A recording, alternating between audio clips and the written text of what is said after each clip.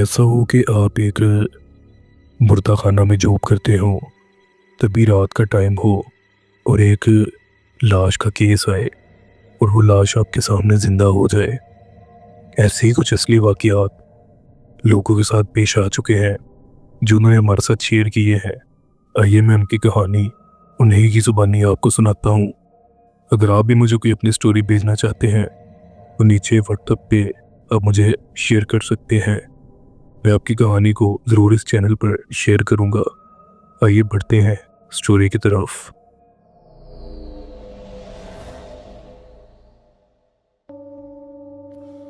मेरा नाम नवीद है। 2016 से मैं मियो हॉस्पिटल लाहौर के सर्द खाने में काम कर रहा हूँ। लोग कहते हैं मुर्दे खामोश होते हैं, लेकिन जो सर्द खाने में काम करता है वो जानता है कि असल खामोशी क्या होती है। मियो हॉस्पिटल का सर्द खाना इमरजेंसी वार्ड के बिल्कुल पीछे है। 3 चैम्बर्स हैं, नंबर 1, नंबर 2 और नंबर 3। नंबर 3 में हमेशा लावारिस, सस्पिशियस और डिले केसेस रखे जाते हैं। 14 दिसंबर की रात थी। टाइम था रात के 1:40। सर्दी इतनी थी कि सांस दुआ बन रही थी। वार्ड बॉय अकरम भागता हुआ आया। भाई, एक डेड बॉडी आई है, ऊपर से ऑर्डर है कि अभी रिसीव करो। टैग पे लिखा था फीमेल, प्रोक्स 22 साल, अननोन रोड एक्सीडेंट। मगर ये डेड बॉडी अजीब थी। ना खून, ना कोई जख्म और ना फ्रैक्चर। जब स्ट्रेचर सर्द खाना नंबर 3 में डाला, मेरी नज़र उसके चेहरे पर पड़ी। उसकी आंखें आधी खुली हुई थी। ये देखकर मैंने फौरन नज़र हटा ली। सर्द खाने में काम करते हुए एक रूल होता है, चेहरे को ज़्यादा देर मत देखो। लोग कहते हैं कि आंखें बस रिफ्लेक्ट होती हैं, मगर उस रात मेरा दिल ये मानने को तैयार नहीं था। मैंने डेड बॉडी का ड्रावर बंद कर दिया और दरवाज़ा लॉक कर दिया। ड्रावर उसको कहते हैं जो सर्द खाने के अंदर एक कैबिन की तरह बना होता है, जिसमें डेड बॉडी को रख के बाहर से लॉक कर दिया जाता है। लॉक लगाते वक्त मेरे हाथ कांप रहे थे। अंदर से हल्की सी खर खर की आवाज आई, जैसे कोई नाखून से स्टील को छू रहा हो। मैंने अपने आप को समझाया कि ये टेम्परेचर कंस्ट्रक्शन है, सर्द खाने में अक्सर होती रहती है। रात के 2:05 पे टेम्परेचर मॉनिटर ने बीप की। नंबर 3 का नीडल -12 पर अटक गया। सिस्टम का रूल है कि -10 से नीचे जाते ही अलार्म आता है, मगर इस दफा अलार्म नहीं, सिर्फ बीपिंग थी। मैं चाय ब्रेक के लिए बाहर निकला। कॉरिडोर में लाइट डिम थी। इमरजेंसी से स्ट्रेचर गुजरा तो मेरी आंखें फिर रूम नंबर 3 के दरवाजे पर चली गई। उस वक्त मुझे यकीन हो गया कि दरवाज़ा पहले से थोड़ा खुला है। वापस आकर जब मैंने हैंडल पकड़ा, ठंड स्टील से नहीं, अंदर से आ रही थी। दरवाज़ा बंद किया तो अंदर से बहुत धीमी सी आवाज़ उभरी, पानी। ये आवाज़ सुनकर मेरा जिस्म सुन्न हो गया। आवाज़ बिल्कुल करीब से थी, जैसे मेरे कान के बिल्कुल पास कोई खड़ा हो। मैंने बिस्मिल्लाह पढ़ी, दरवाज़ा खोला। बॉडी वैसे ही पड़ी थी, कपड़ा सीधा, हाथ सीने पर, मगर अब आंखें पूरी खुली हुई थी। और इस दफ़ा मुझे लगा जैसे उसने पलक झपकी हो। यह मंजर देखकर मैं पीछे हट गया। मेरा दिल जोर जोर से धड़क रहा था। उस लम्हे मुझे एहसास हुआ कि जो कुछ इस रात होने वाला है वो रजिस्टर में एक लाइन से ज़्यादा बनने वाला है। मैंने अपने सुपरवाइज़र को कॉल किया। उसने बॉडी देखी और अचानक से चुप हो गया। उसके बाद वो बोला, इस बॉडी को यहाँ क्यों रखा? मैंने कहा, अननोन केस है। उसने रजिस्टर खोला और फिर धीमी आवाज में बोला, ये लड़की 3 दिन पहले इसी हॉस्पिटल में मरी थी। नाम लिखा था Sana Bibi, ICU death, post op complications. और नीचे एक लाइन। मेरे हाथ कांपने लगे। यही चेक करने के लिए हमने सीसीटीवी चलाया। रात के 2:03 पर कैमरा में क्लियरली दिख रहा था सर्दखाना नंबर का ड्रॉवर खुद खुला। सना बीबी सीधी बैठ जाती है, उसके पाँव जमीन को टच करते हैं। वो चलकर कैमरा के पास आती है, फिर स्क्रीन बिल्कुल ब्लैक। ये कोई फिल्मी सीन नहीं, ये मेरी जिंदगी का हकीकत वाकया है। उसी वक्त टेम्परेचर मॉनिटर ब्लिंक हुआ और -18 सेंटीग्रेड, जबकि सिस्टम -10 से नीचे जा ही नहीं सकता। सुपरवाइजर ने मुझे साइड में ले जाकर सच बताया। उसने बताया कि सना जिंदा थी। जब उसे आईसीयू से सर्द खाने में भेजा गया, वार्ड फुल था। डॉक्टर ने गलती से डेथ सर्टिफिकेट साइन कर दिया। उसकी ये बात सुनकर मेरा दिल जोर जोर से धड़कने लगा। और उसके बाद मैं अंदर अकेला था। फिर अचानक से रात के 3:03 पे नंबर 3 का ड्राइवर दोबारा खुला। इस दफा सना बीबी के चेहरे पर डर नहीं था, गुस्सा था। उसने सिर्फ मेरी तरफ देखा। वो एक कदम मेरी तरफ बढ़ी और मैं ये मंजर देखकर बस बेहोश नहीं हुआ। बस मैंने आयतल कुर्सी और अल्लाह का विर्द करना शुरू कर दिया। उसी वक्त फजर की अज़ानें गूंज उठी, बल्ब फट गया और बिल्कुल अंधेरा हो गया। जब लाइट वापस आई, वो ड्रावर बंद था। मैंने अगले दिन ही ये जॉब छोड़ दी। आज भी जब मैं मियो हॉस्पिटल सर्द खाना नंबर 3 के बारे में सोचता हूँ तो मेरे जिस्म में कपकपी दौड़ पड़ती है। ये मेरा एक बिल्कुल सच्चा वाकया था। मैं उम्मीद करता हूँ आपको ये ज़रूर पसंद आएगा। आइए बढ़ते हैं अगली स्टोरी की तरफ।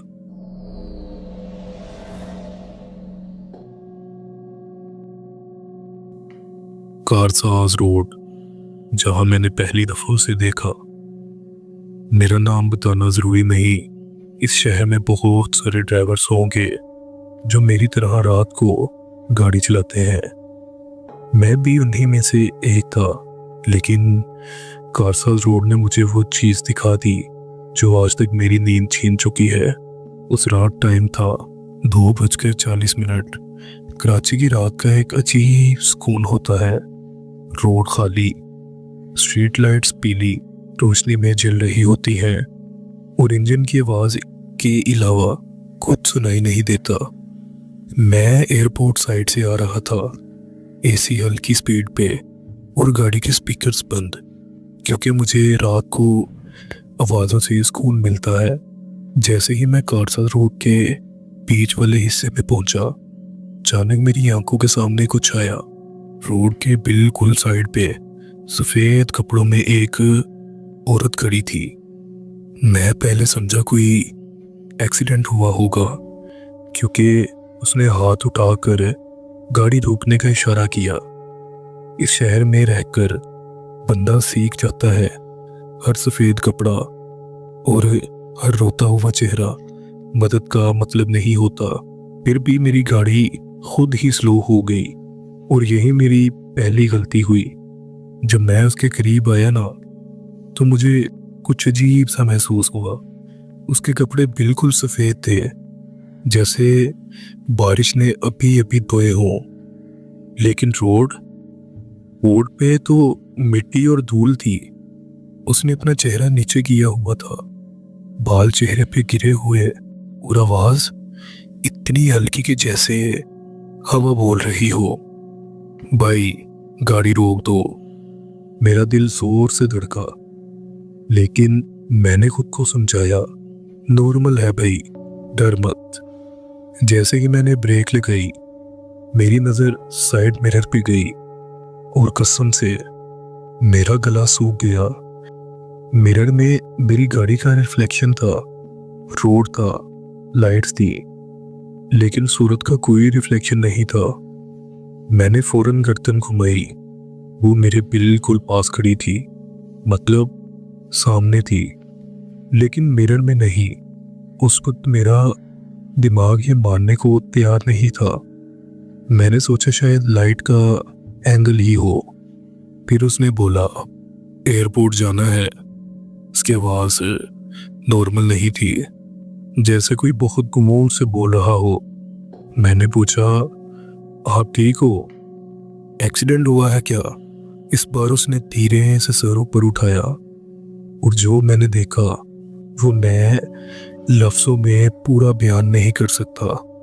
उसका चेहरा बिल्कुल ठीक था, आंखें ज्यादा चमक रही थी और होंठ जैसे मुस्कुराना भूल चुके हों। फिर मेरी नजर नीचे गई। उसके पाँव जमीन को टच ही नहीं कर रहे थे। वो रोड से थोड़ा से पर खड़ी थी। मेरा पूरा जिस्म सुन्न हो गया, हाथ स्टीयरिंग पे जम गए और मेरा सांस लेना मुश्किल हो गया। और तब उसने एक बात बोली जो आज तक मेरे कानों में गूंजती है, गाड़ी खोलो, बहुत देर हो रही है। उस वक्त मुझे लगा अगर मैंने दरवाज़ा खोल दिया ना तो मैं सुबह नहीं देख पाऊंगा। मैंने फौरन गाड़ी का एक्सीलेटर दबाया। गाड़ी झटके से आगे निकली और पीछे देखा। रोड बिल्कुल खाली था, ना कोई औरत, ना कोई सफेद कपड़े और ना कोई आवाज, सिर्फ मेरी अपनी सांस और दिल की धड़कन। लेकिन कहानी यहीं खत्म नहीं हुई, क्योंकि उस रात के बाद कारसाल रोड ने मुझे छोड़ा नहीं।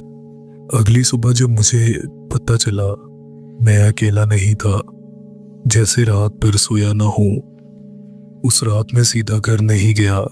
कसम से मेरे हाथ स्टीयरिंग से अलग ही नहीं हो रहे थे। मैंने गाड़ी डिफेंस की तरफ घुमा दी। दिमाग बस एक ही बात सोच रहा था, जो मैंने देखा वो हकीकत थी या दिमाग का धोखा। घर पहुंचकर भी नींद मेरी आंखों से कोसों दूर थी। जब भी आंख बंद करता वो सफेद कपड़े, वो हवा में लटकते पाँव, वो आवाज, गाड़ी खोलो। सुबह फजर के बाद जब थोड़ी आंख लगी तो नींद भी अजीब थी। सपना नहीं था लेकिन सुकून भी नहीं। दोपहर के करीब मैं उठा, सर भारी, जिस्म थका हुआ। मैंने सोचा चलो थोड़ी हवा ले लेता हूँ। मैंने गाड़ी स्टार्ट की और एक चाय ढाबे पे रुक गया। वहां 2 और ड्राइवर बैठे थे। उनकी बातें सुन के मेरा कप हाथ से गिरते गिरते बचा। एक कह रहा था, यार कल रात कारसाज पे फिर किसी ने औरत देखी है। मेरा जिस्म फिर से ठंडा हो गया। दूसरा बोला, हाँ मेरे कजन ने भी, सफेद कपड़ों में एयरपोर्ट का पूछ रही थी। मैं चुप रहा, सिर्फ सुनता रहा। फिर तीसरा बंदा बोला, और यहाँ मेरी जान निकल गई। उस बंदे ने बोला, जो रुक जाता है ना वो ठीक नहीं रहता। मैंने फौरन पूछा, मतलब? वो बंदा थोड़ा करीब झुक के बोला, पिछले साल एक बाइक वाला रुका था। सुबह लोगों ने उसे कारसाज के फुटपाथ पे बेहोश पाया। उसके मुंह से झाग निकल रही थी और उसकी आंखें खुली हुई थी। मेरा दिमाग घूम गया।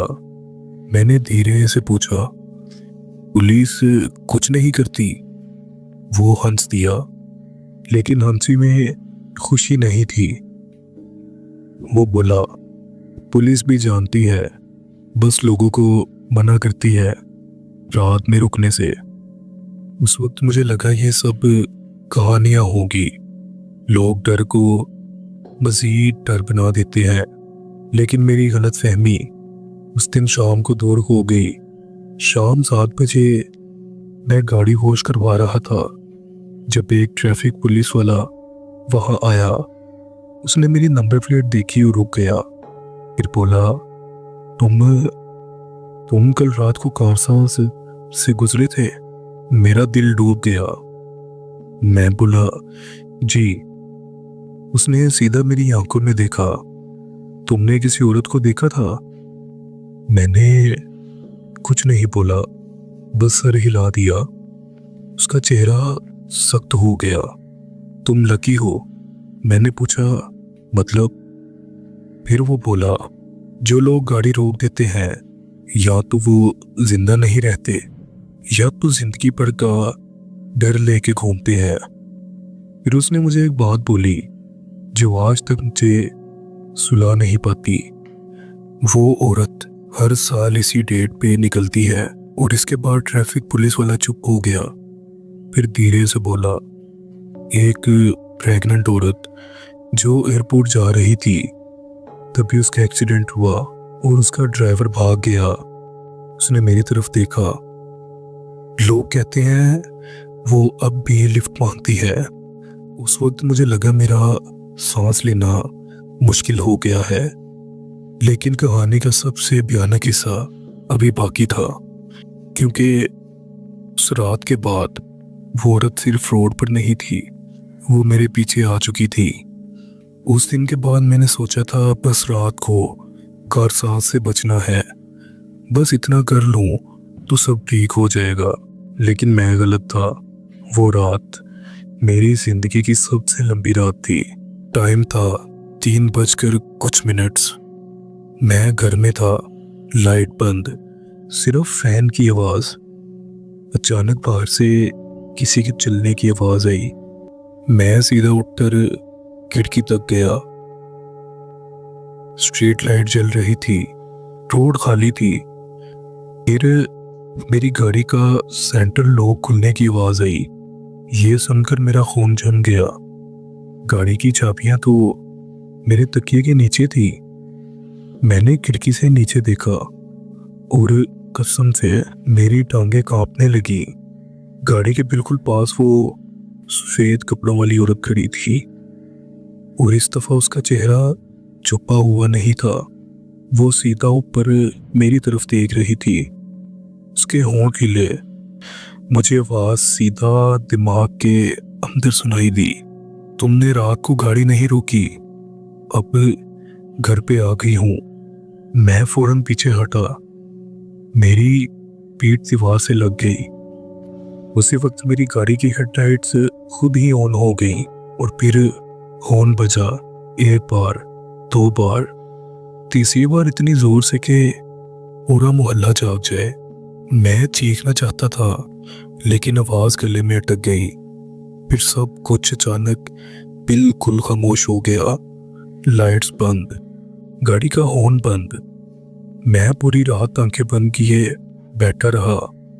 सुबह की रोशनी का इंतजार करता रहा, जैसे कोई सजा काट रहा हूं। सुबह जब नीचे गया तो गाड़ी वहीं थी, लेकिन ड्राइवर साइड का दरवाजा खुला हुआ था और सीट पे गीली मिट्टी के निशान, जैसे कोई वहां बैठ चुका हो। उस दिन मैं सीधा कारसस रोड के करीब वाले पुलिस चौकी पर गया। जो ऑफिसर वहां था उसने मेरी बात पूरी सुनी, फिर सिर्फ इतना बोला, तुमने उसे देखा, इसका मतलब अब वो तुम्हारा पीछा नहीं छोड़ेगी। मैंने पूछा कि मैं क्या करूं? उसने धीरे से जवाब दिया, बस एक काम करो, जब भी कारसा से गुजरो गाड़ी स्लो कर लेना और अगर वो दिखे रुको मत, बस इतना कह देना। यहाँ ऑफिसर रुक गया, फिर बोला, उसका ड्राइवर सरात भाग गया था, वो सिर्फ लिफ्ट नहीं मांगती, वो अपना ड्राइवर ढूंढ रही है। आज भी जब मैं कारसद रोड से गुजरता हूं ना, मेरी गाड़ी खुद ही स्लो हो जाती है। कभी कभी रेड सीट से हल्की सी आवाज आती है सांस लेने की, और मुझे पता होता है वो वहां बैठी है, बस अब चुप है। इसलिए अगर तुम कभी रात 2 या 3 बजे कारसा रोड पे हो और सफेद कपड़ों में कोई औरत हाथ उठाकर लिफ्ट मांगे तो याद रखना, वो तुम्हें एयरपोर्ट पर नहीं ले जाना चाहती, वो तुम्हें अपनी मौत तक ले जाना चाहती है। ये मेरा एक सच्चा और खौफनाक वाकया था कारसाद रोड का। कुछ लोग जानते होंगे कि कारसाद रोड पर इस औरत की स्टोरी बहुत मशहूर है। अगर आप भी जानते हैं तो नीचे कमेंट करके ज़रूर बताइएगा। वीडियो को लाइक और चैनल को सब्सक्राइब करना मत भूलिएगा। मिलते हैं किसी अगली स्टोरी में, तब तक के लिए अल्लाह हाफिज़।